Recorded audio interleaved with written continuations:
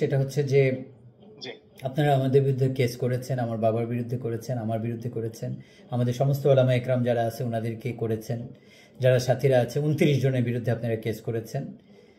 জেলে যেতে কোনো অসুবিধা নেই, দাওয়াতের কাজ করার জন্য যদি জেলে যেতে হয় এটা তো খুশি মনে বুক পেতে নিয়ে নিব, কোনো ভয় নেই, কোনো অসুবিধা নেই। মাদ্রাসায় পড়ালেখা করেছি, হেফজোখানায় পড়েছি, জেলখানা হয়তো বা হেফজোখানার থেকে বেশি কঠিন না। আমি পড়েছি পাহাড়তলিতে 1 বছর বা 2 বছর, পাহাড়তলি মাদ্রাসা, যেখানে 4টা গেট পার হয়ে বের হতে হতো, বছরে মনে হয় 2বারই বের হতে পারতাম। আর হেফজোখানায় পড়লে প্রতিদিন চাবুক বেতের মারতো, খেতেই হতো। তো ওখান থেকে কষ্ট হয়তো বা জেলখানায় হবে না, তো কোনো অসুবিধা নেই। ইনশাল্লাহ জেলে যেতে রাজি আছি, বলবেন হাজির হয়ে যাব ইনশাল্লাহ, বলবেন হাজির হয়ে যাব, কোনো অসুবিধা নেই। কিন্তু তারপরে যদি আপনারা খুশি থাকেন, আপনারা মনে করেন যে এদেরকে জেলে পাঠালে এই ইখতিলাফ শেষ হবে, আমরা যেতে রাজি আছি। আপনারা যদি মনে করেন এদেরকে মেরে ফেললে ইখতিলাফ শেষ হয়ে যাবে, আমরা মরতে রাজি আছি। কিন্তু ইখতিলাফ শেষ হওয়া দরকার, এই মারামারি শেষ হওয়া দরকার। আমরা সবাই হাজির হয়ে যাব আদালতে, অসুবিধা নেই, আপনারা বলবেন। আমাদেরকে খুঁজতে হবে না, আমাদের বাড়ি ভেঙে দরজা ভেঙে আমাদেরকে নিতে হবে না। মেয়ে মানুষ আছে বাড়িতে, বুড়া মানুষ আছে, মাওলানা মুয়াজ্জের দরজা ভেঙে তাকে নিয়ে যাওয়া হয়েছে। আল্লাহর ওয়াস্তে ইনসাফ করেন, ইসলাম আমাদেরকে এটা শিখায় না।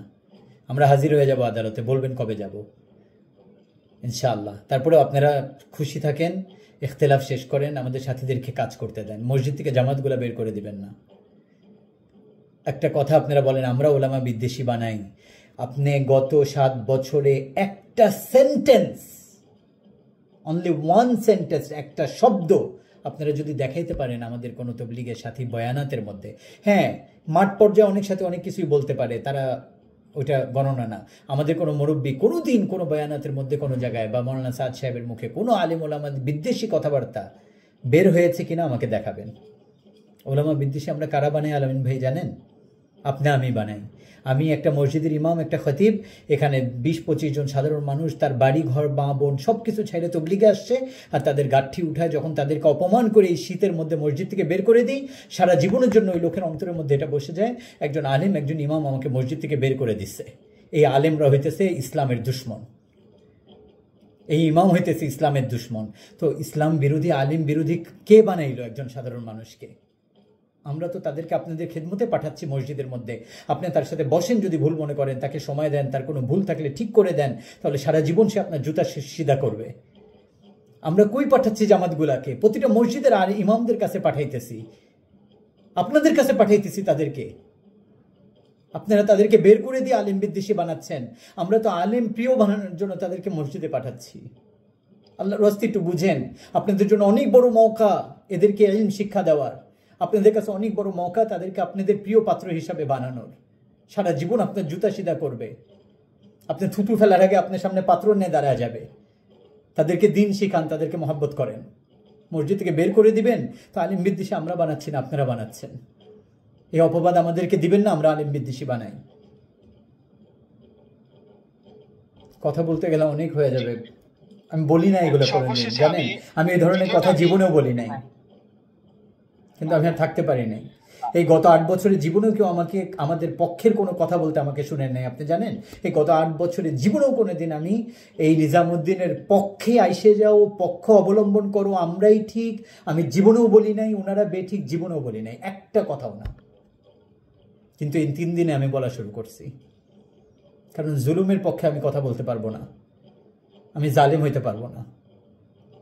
হোসেন রাদিয়াল্লাহু তাআলা শুধু যদি মেনে নিতেন মুআবিয়ার ইয়াজিদের শুধু বায়াত, কি হইতো? কিন্তু না, জালিমের সঙ্গ দিতে পারেন নাই। জান চলে গেছে কিন্তু জালিমের সঙ্গ দিতে পারেন নাই। ওনারা যেটা করতেছেন এটা ওপেন জুলুম, এটা সাথ আমরা দিতে পারবো না, আমি দিতে পারবো না।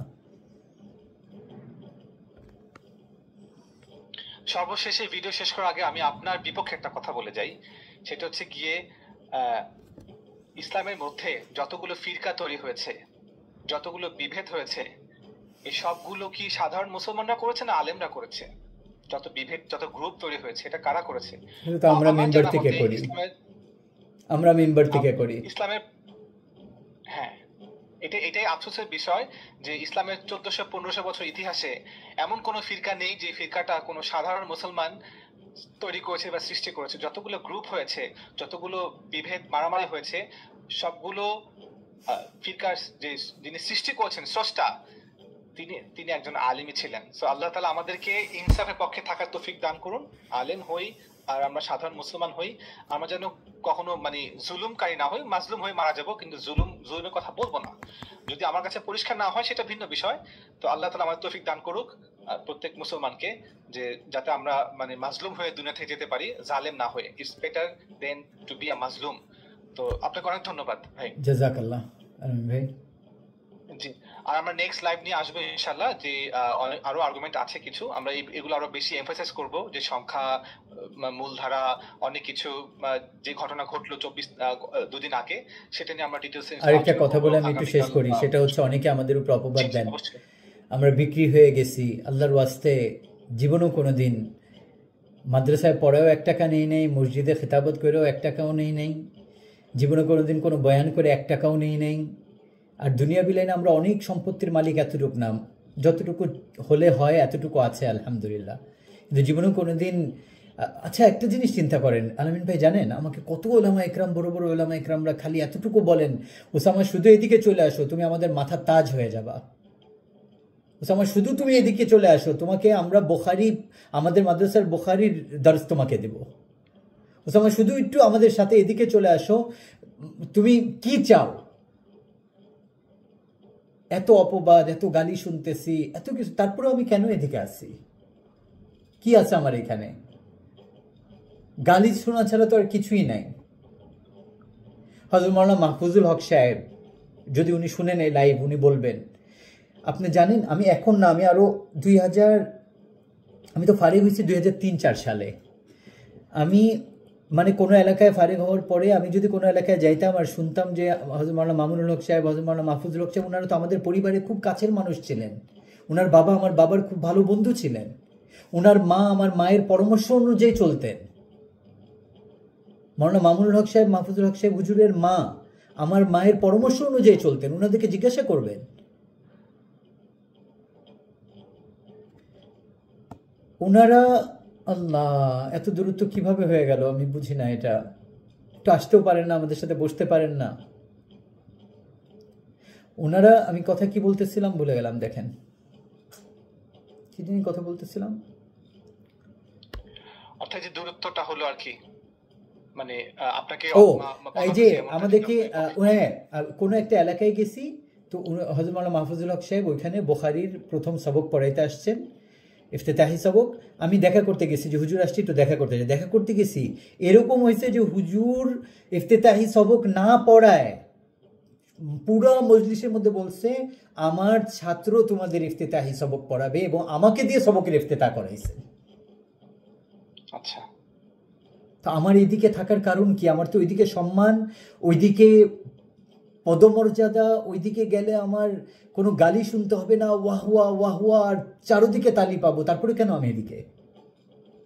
টাকা পয়সার জন্য? পৃথিবীতে কেউ প্রমাণ করতে পারবে আমাদেরকে কেউ 1 টাকাও দিছে পৃথিবীতে? কোনো টাকা দিয়ে আমার বাবাকে আমাকে কিনতে পারবে? চ্যালেঞ্জ করতেছি, আপনারা আমাদের ব্যাংক ব্যালেন্স সবকিছু দেখে ফেলেন। সবকিছু দেখছে। হাসিনার সময় তো আমাদের উপর বিরাট বিরাট অপবাদ আসছে, বিরাট বিরাট অপবাদ আসছে হাসিনার সময় আমাদের উপরে। 300 কোটি টাকা আমার বাবা মেরে ফেলছে, 200 কোটি টাকা মেরে ফেলছে, একদম তছনছ করে ফেলছে আমাদের ব্যাংক ব্যালেন্স, সবকিছু দেখা শেষ। একটাও তো কিছু বের করতে পারে নাই তো বের করবে কোত্থেকে? আমার বাবা, আল্লাহ তাআলা ওনাকে এরকম যোগ্যতা দিচ্ছেন যে কোটি কোটি বিলিয়ন ট্রিলিয়ন টাকা কামাইতে পারতো, কিন্তু তবলিগের মেহনতের সময় দিয়ে আমার দাদা যে ধানমন্ডির 1 বিঘা জায়গা ছিল, এটা ছাড়া পুরো বাংলাদেশের মধ্যে আর কিছু করেন নাই। আমার বাবা 1 ইঞ্চি জায়গা কিনেন নাই। আর আমাদের অন্যান্য সুরা, মাফ করবেন আমি বলতে বাধ্য হচ্ছি, নাম বলবো না, কিন্তু ওলামা একরাম যারা ঢাকায় যখন আসছে সুরা হওয়ার আগে, তাদের 1 ইঞ্চি জায়গা ঢাকায় ছিল না। এখন ফ্ল্যাট, এখন শতককে শতক জমি। কোথা থেকে আসছে? যাই হোক, আমি কারো নাম নেব না, বলবো না, কিন্তু একটু চিন্তা করেন, আমরা টাকা দিয়ে বিক্রি হই না, কোনো ইহুদির দালাল না। আমরা মোসাদ আর কি এগুলো আমরা চিনি না। আমার চার্জ শেষ হয়ে যাচ্ছে ভাইয়া, ইনশাআল্লাহ মাফ করবেন সবাইকে, জি, অনেক আপনাকে মাফ। অনেক আর ধন্যবাদ। সবাই আমাকে মাফ করবেন যদি আমার কোনো কথা আপনাদের বিরুদ্ধে যেয়ে থাকে, যদি ভুল হয়ে থাকে, কেউ কষ্ট পেয়ে থাকেন, আমাকে মাফ করে দিবেন, আমি মাফ চেয়ে নিতেছি। ইমোশনাল হয়ে গেছিলাম আজকে, আমি এরকম হই না, অনেক কিছু বলে ফেলছি, মাফ করবেন আমাকে। কথা এখানে শেষ করতেছি। আসসালামু আলাইকুম। জি ভাইয়া, কথা জি, শেষ করি। ওয়ালাইকুম আসসালাম। জি, তাহলে আজকে ল্যাবটা এখানে শেষ করে দিচ্ছি। আমি কি কাউকে যুক্ত করব কিনা, আপনাকে তাহলে বিদায় দিয়ে দিই। জি, বিদায় দিয়ে আমি কিছু সালাম ভাইকে আলাইকুম। যুক্ত করে নিই। জি। হ্যাঁ, ওয়ালাইকুম আসসালাম। জি।